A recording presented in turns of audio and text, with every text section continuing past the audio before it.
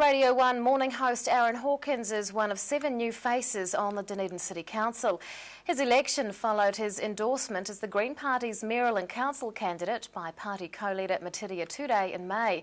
He joins us this evening to tell us his thoughts on the role. Good evening, Aaron, and congratulations. Kia ora, Rebecca. Thank you. Great to be here. Tell us a little bit about yourself. I understand that you studied film and media at the university. That's true. It feels like a while ago now, but I am a graduate of this fine university, and since then I've been gainfully employed, would you believe, in the media field, working in radio here in Dunedin and as a freelance writer for national and local publications based here.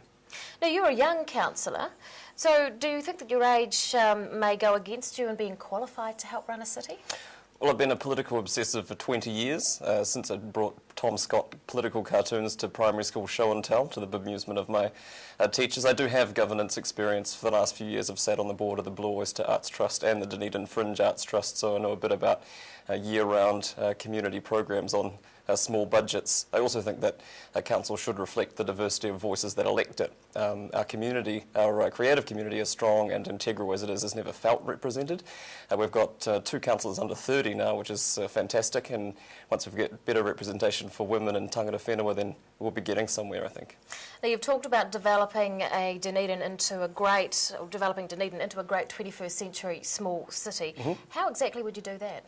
We need to support smart green jobs, low weight, high value exports from nanotechnology and software through to fashion design and fine art.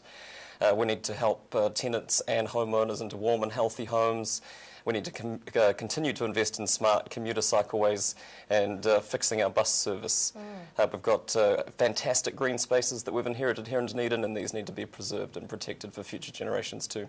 Now, you've mentioned the bus service, public transport. What would you like to see happen to the ORC-controlled bus service? Well, that is the first thing that we need to address, is that it should be run by the Dunedin City Council, I believe. This would bring it in line with our town and transport planning strategies, and currently it's pretty hard to come up with long-term strategies when we're not in control of our bus service. That's step 1. Step 2 is making it efficient and affordable for people to use, because currently it's neither of those things.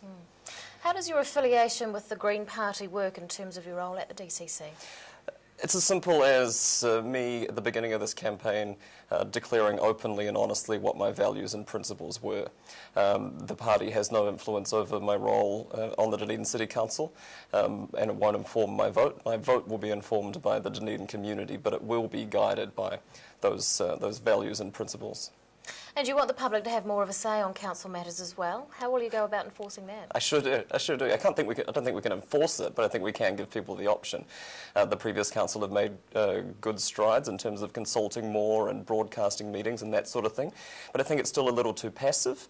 It's relying on people to come to council rather than the other way around. And too often it's still a 2-tier consultation where we have community and key stakeholders.